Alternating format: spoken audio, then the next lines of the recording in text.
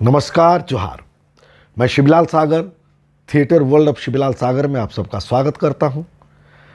पिछले 4 एपिसोड से हम अभिनेता के विषय पर बातचीत कर रहे हैं और मुख्य विषय है अभिनेता एक विवेचनात्मक मीमांसा। तो आज ये 5वीं कड़ी में निर्देशक अपनी प्रस्तुति की पुनर्व्याख्या करता है। पहली बार व्याख्या लेखक द्वारा हो चुकी होती है।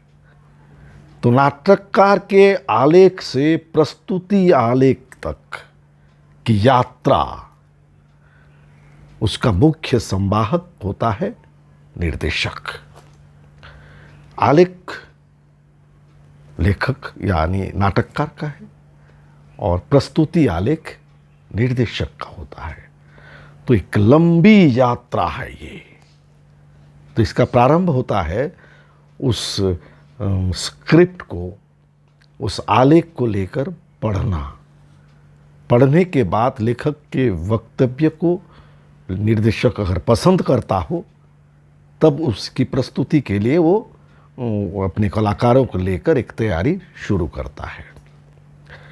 तो पहले अपने निर्देशक पढ़ता है, फिर अपने रंगकर्मी और मंचकर्मियों को साथ बैठाकर एक सामूहिक पठन करते हैं। पठन के बाद शुरू होती है रिहर्सल, पूर्वाभ्यास। पूर्वाभ्यास को 2 स्तर पर, बल्कि स्तर तो नहीं, 2 उसके विकल्प हैं। एक तो है निर्देशक पहले से ही निश्चित कर लेता है कि कौन दृश्य बंध को किस ढंग से वो प्रस्तुत करेंगे या रिहर्सल को आगे बढ़ाते हैं। दूसरा विकल्प है आशु रचना यानी इम्प्रोवाइजेशन। कुछ लोगों ने इम्प्रोवाइजेशन के बारे में मुझसे सवाल भी अभी इससे पहले एपिसोड में पूछा था, उन्हें ये जवाब भी मिल जाएगा। इम्प्रोवाइजेशन यानी आशु रचना, संपूर्ण नाटक की तैयारी को ही आशु रचना प्रक्रिया में निर्देशक तैयार करता है। यानी अभिनेता अभिनेत्रियों को छोड़ देता है स्क्रिप्ट के साथ। वो उस स्क्रिप्ट को पढ़ते हैं और अपने ढंग से पूर्वाभ्यास करते हैं और उसे निर्देशक देखकर उसमें से अपने जो काम की चीज़ें हैं, जो भी उसकी काम की चीज़ें हैं, काम की बातें हैं, उसे वो संगठित करके, संग्रहित करके उसको डिज़ाइन करते हैं। तो ये 2 विकल्प निर्देशक के पास है। इन 2 विकल्पों के बाद इसका एक दूसरा पक्ष है जो पूरी तरह से निर्देशक को करना पड़ता है, जैसे सेट डिज़ाइन। क्योंकि सेट डिज़ाइन उन्हें पहले तय कर देना होगा, तब अभिनेता कहाँ से कहाँ तक जाएगा, कहाँ खड़ा होगा, ये सारी बातें वहाँ सामने आती हैं।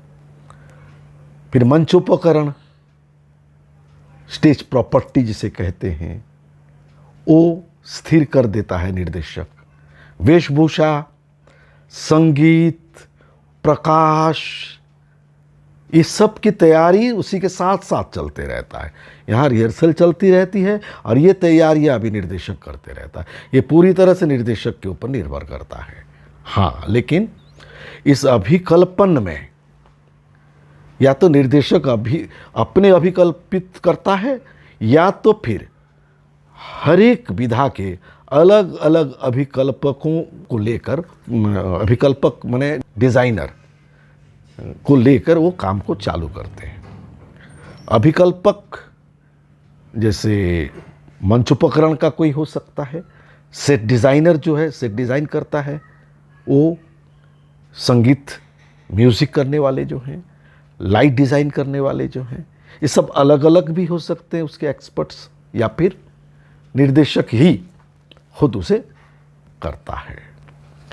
लेकिन ये सब हो जाने के बाद जब मंच पर नाटक घटित होता है,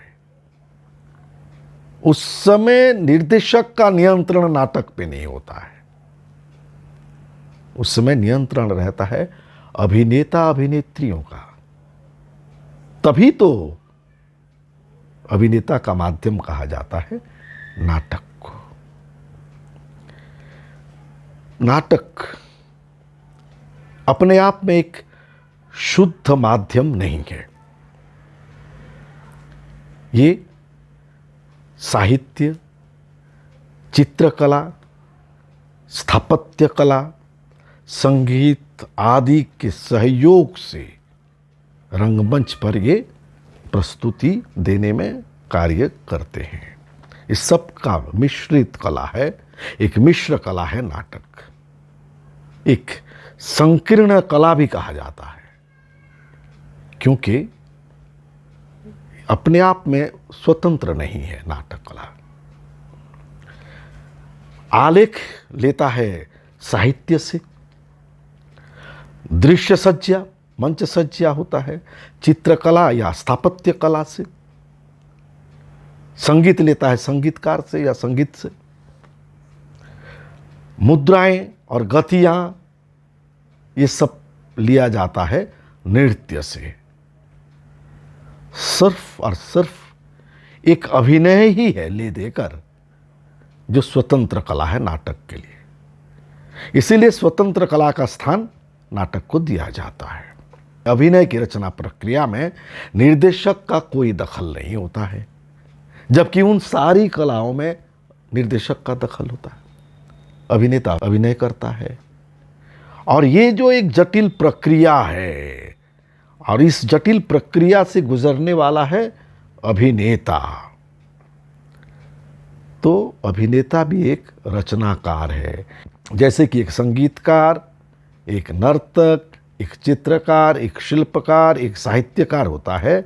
हम कहते हैं नाटक खेलना,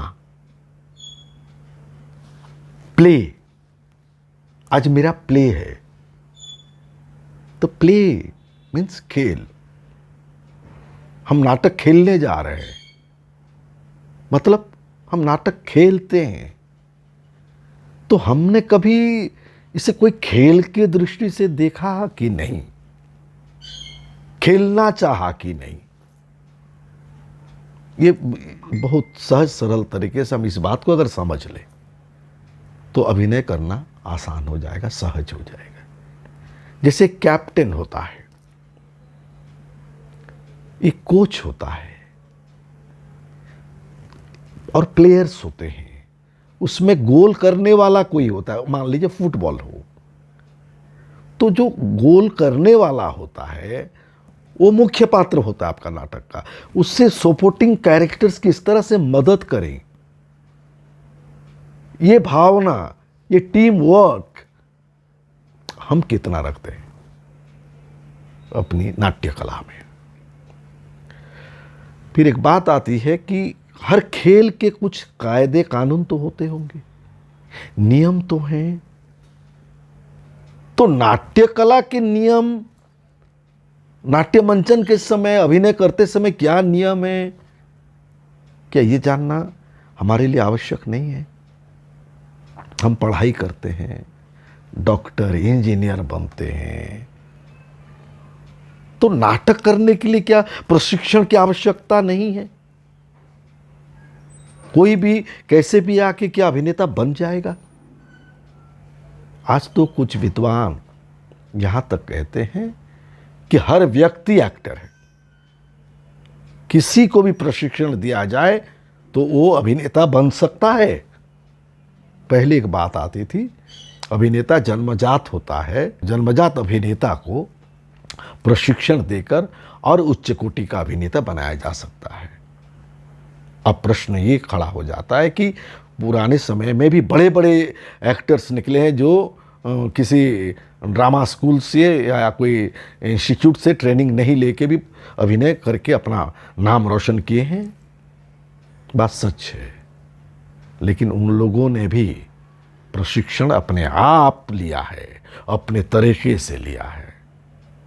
मैंने भी किसी इंस्टीट्यूट से प्रशिक्षण नहीं लिया है, फिर भी जब ये बात कह रहा हूं कि प्रशिक्षण लेना अनिवार्य है, तो जो भी हो खेल है, और इसमें नाटककार को भी सोचना होगा कि वो प्लेराइट है, वो कोई राइटर ऑथर नहीं है। और हम अभिनेता प्लेयर्स हैं, हम खेलते हैं। इन शब्दों के साथ आज का वक्तव्य यहीं समाप्त करता हूँ, और इससे आगे और मीमांसा करते चलेंगे तो कुछ बात सामने खुल कर आएंगी। हमें खुशी होती है कि आप सब कमेंट्स करते हैं और कुछ लोग कुछ सवाल भी कर रहे हैं, तो मैं चाहूँगा आप इसी तरह सहयोग करते रहें, देखते रहें, सवाल करते रहें, कुछ सुझाव भी देते रहें। आप सबका सुझाव आमंत्रित है। तो इन्हीं शब्दों के साथ मैं अपना वक्तव्य को यहाँ विराम देता हूँ। आपसे फिर से मैं अनुरोध करता हूँ कि अगर अच्छा लगता हो या ये सिलसिला चलता रहे तो प्लीज़ और प्लीज़ आप इस चैनल को सब्सक्राइब करें, शेयर करें, लाइक करें। नमस्कार।